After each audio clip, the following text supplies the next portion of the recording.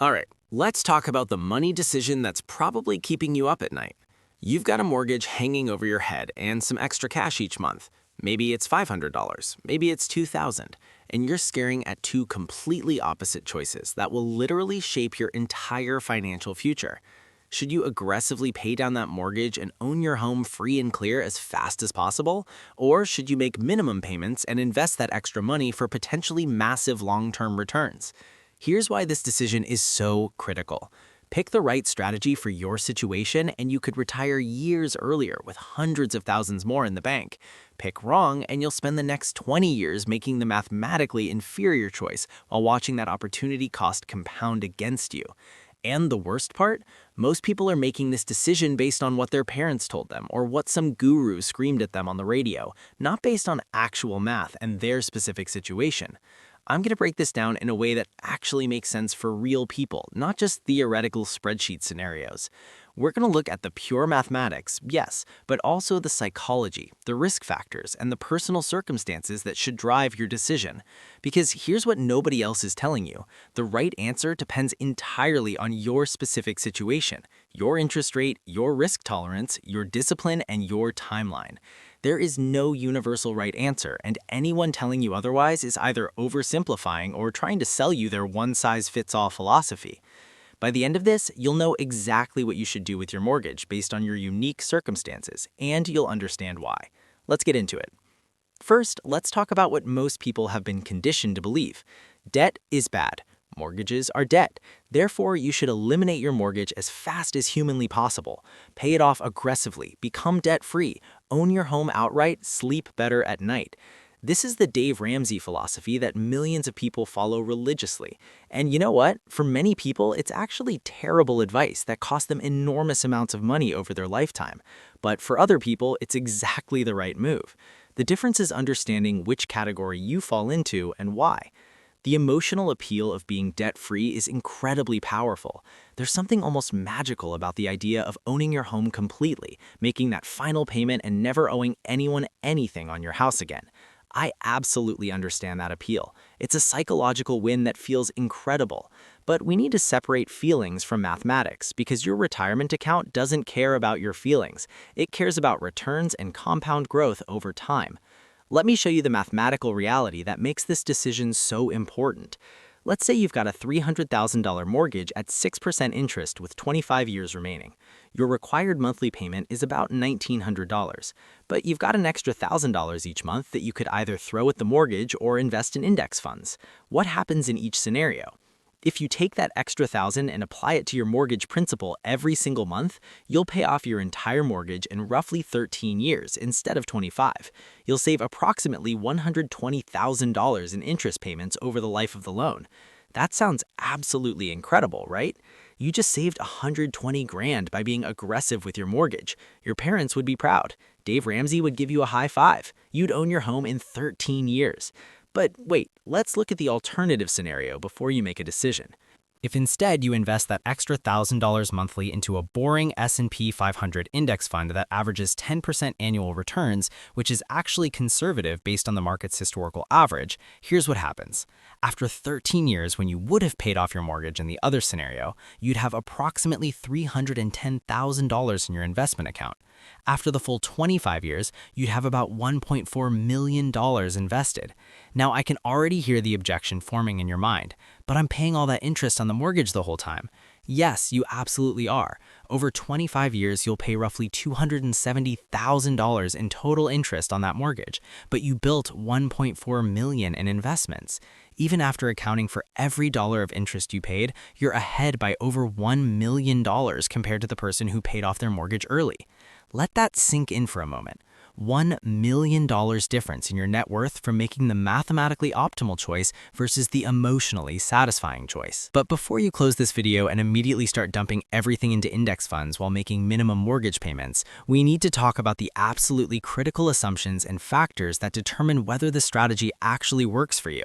Because the math I just showed you is accurate, but it only applies if several important conditions are true for your situation. This is where most YouTube videos and finance articles fail you. They show you the best case scenario math and ignore all the real-world factors that determine whether you'll actually achieve those results. Let's go through each critical factor that should influence your decision and be brutally honest with yourself about which category you fall into. Your financial future depends on this honesty. The first critical factor is your actual mortgage interest rate, and this alone might determine your entire strategy. If you locked in a mortgage at 3% or 3.5% back in 2020 or 2021, the math is absolutely crystal clear. You should invest every single extra dollar and make only your minimum mortgage payment for the entire life of that loan. Why? Because you're borrowing money at 3% and investing it at an average of 10%. That 7% spread is free money. You're essentially getting a subsidized loan from the bank to invest in the stock market. It would be financial malpractice to pay off a 3% mortgage early when you could be earning 10% in the market. The bank is giving you a gift and you should take it. On the other hand, if you're sitting on a mortgage at 7% or 8% or higher, the equation shifts dramatically. Now you're borrowing at 7 or 8%, and while the stock market might average 10% over very long periods, that spread is much smaller and the risk is much higher. During down markets, you could easily see your investments return zero or negative for years while you're still paying 7% interest. In this scenario, paying down the mortgage becomes much more attractive because you're getting a guaranteed 7 or 8% return by eliminating that interest expense. Here's the general rule that I use, and this is based on decades of market data and mathematical modeling. If your mortgage rate is below 5%, you should strongly lean toward investing the extra money rather than paying down the mortgage. If your mortgage rate is above 6.5%, you should strongly lean toward paying down the mortgage aggressively. If you're somewhere between 5 and 6.5%, it becomes a judgment call based on other factors we're about to discuss. But interest rate is the foundational factor that should guide your decision. Don't ignore this. I see people with 3.5% mortgages rushing to pay them off while missing out on massive market returns, and it's genuinely painful to watch. You're giving away free money because you've been conditioned to hate all debt regardless of the terms. The second critical factor is your personal discipline and psychological makeup, and this is where we need to get really honest. The investing strategy only works if you actually invest consistently for decades, regardless of what's happening in the markets, the economy, or your life. Are you that person? Because most people aren't. Most people say they'll invest that extra $1,000 every month and they do it for 2 or 3 years. Then the market drops 20% and they panic and sell everything at the worst possible time. Or they decide they really need a new car and they stop investing for a year. Or they see their account balance hit $50,000 and they pull it out for a down payment on a vacation property. If you do any of these things, you destroy the entire mathematical advantage of investing over paying down your mortgage. A paid-off house is a guaranteed return that doesn't require ongoing discipline. You make the payment, the principal goes down, the interest you'll pay over the life of the loan decreases. It's automatic and guaranteed. But investing requires you to keep investing month after month, year after year, through bull markets and bear markets, through recessions and booms, through job changes and life changes, for 20 or 30 years straight. If you have even a tiny doubt about whether you'll maintain that discipline, paying off the mortgage is the safer choice for you. Let me give you a framework to honestly assess your discipline. Look at your past financial behavior. Have you consistently maxed out your retirement accounts every year for the past 5 years? Have you maintained an emergency fund without touching it? When the market crashed in 2020, did you keep investing or did you panic? If your honest answers to these questions reveal that you struggle with financial discipline, there is absolutely no shame in choosing the mortgage payoff strategy. It's far better to acknowledge your limitations and choose a strategy that works with your psychology than to pick the theoretically optimal strategy you won't actually execute. A paid-off house in 15 years is infinitely better than an empty investment account and a mortgage that's barely been touched because you couldn't maintain discipline. The third critical factor is your timeline and age, which dramatically affects the risk-reward calculation. If you're 30 years old with a 30-year mortgage, you have time on your side. You could invest aggressively knowing that you have 3 decades for compound growth to work its magic. You can weather multiple market crashes and recoveries. You have time to recover from mistakes. The mathematical advantage of investing is overwhelming at this age and timeline. But if you're 55 years old with 15 years left on your mortgage and planning to retire at 65, the calculation shifts. You don't have 30 years to ride out market volatility. If the market crashes right before or early in your retirement, you could be forced to sell investments at depressed prices to cover living expenses. Meanwhile, that mortgage payment is due every single month regardless of what the market is doing. For older borrowers closer to retirement, the guaranteed return of paying off the mortgage and eliminating that required monthly payment becomes much more attractive. You're buying security and flexibility in retirement by eliminating a major fixed expense. Here's my general guideline based on age and timeline. If you're under 40 with a mortgage that extends past age 65, lean heavily toward investing the extra money. You have time and compound growth on your side.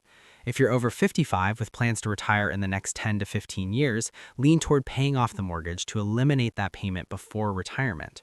If you're somewhere in between, consider a hybrid approach that we'll discuss in a moment.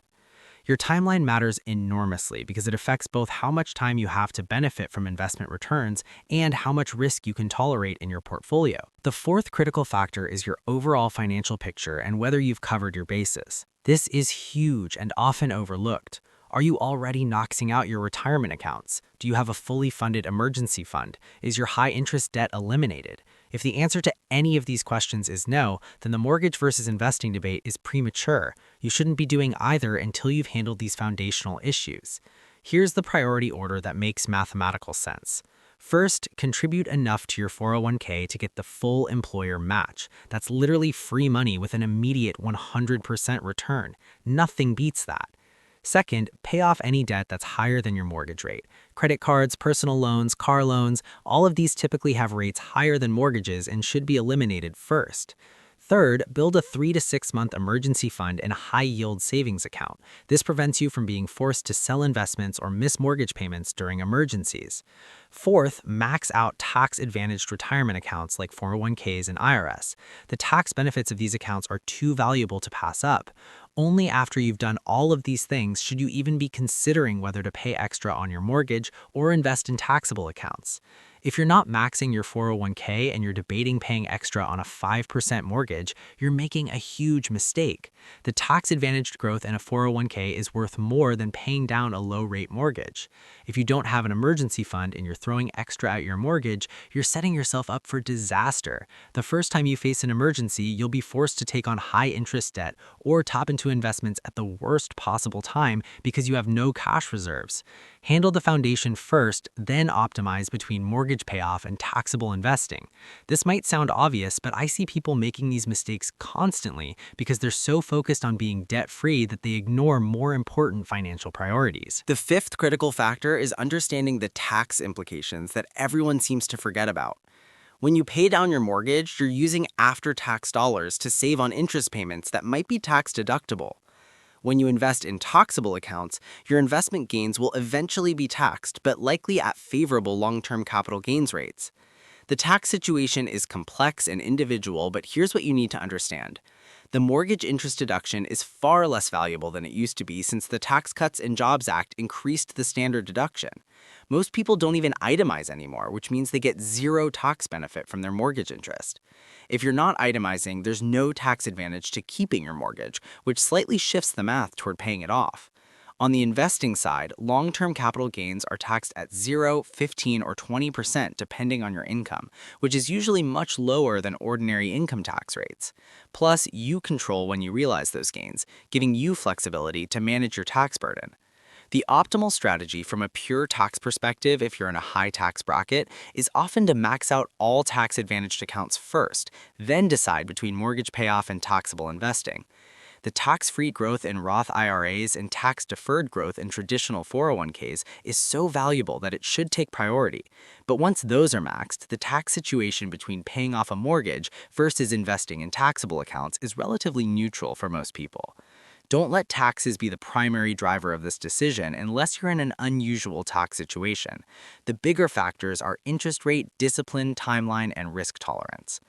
Now let's talk about the hybrid approach that honestly makes the most sense for a lot of people. You don't have to choose one strategy and stick with it forever. You can and probably should do both, splitting your extra monthly cash between mortgage payoff and investing. This gives you the psychological benefit of seeing your mortgage balance decrease while also building investment wealth. It hedges your bets in case markets underperform or you face unexpected situations. It provides flexibility and balance. Here's what a hybrid approach might look like. Take your extra monthly cash and split it. Maybe 60% goes to investing and 40% goes to extra mortgage payments, or 50-50 if you want perfect balance, or 70-30 if you're younger and want to favor investing. The exact split depends on your age, risk tolerance, and mortgage rate, but the concept is the same. You're doing both simultaneously, which eliminates the regret factor if one strategy would have been significantly better than the other. The hybrid approach also allows you to adjust over time as your circumstances change. Maybe you invest heavily in your 30s and 40s while markets are strong, then shift more toward mortgage payoff in your 50s as you approach retirement. Maybe you pay down the mortgage aggressively in your 30s while building wealth, then slow that down and invest more heavily once you've knocked the balance down significantly. The strategy can and should evolve as your life situation, risk tolerance, and financial goals change.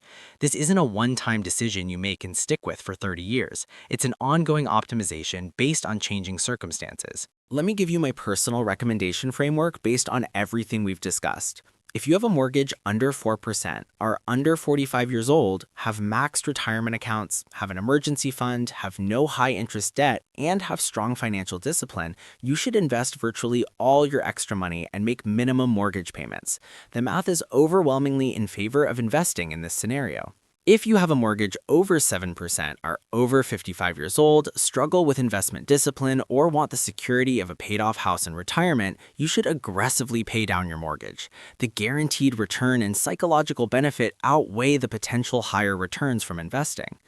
If you fall somewhere in the middle of these extremes, which most people do, use a hybrid approach that tilts toward whichever factors are most important in your situation. Younger with a lower rate, tilt toward investing. Older with a higher rate, tilt toward mortgage payoff. Here's the brutal truth that no one wants to hear. For most people watching this video, the difference between these strategies over a lifetime is probably $50,000 to $200,000 in either direction, depending on market performance, how long you live, and how well you execute. That's a significant amount of money, but it's not the difference between poverty and wealth. The real keys to building wealth are earning good income, saving consistently regardless of which strategy you choose, avoiding consumer debt, and maintaining discipline over decades. Whether you pay off your mortgage in 15 years or 30 years matters less than whether you're saving 20% of your income versus 5%. Whether you invest aggressively or pay down your mortgage aggressively matters less than whether you're making progress on either strategy versus spending every dollar you earn.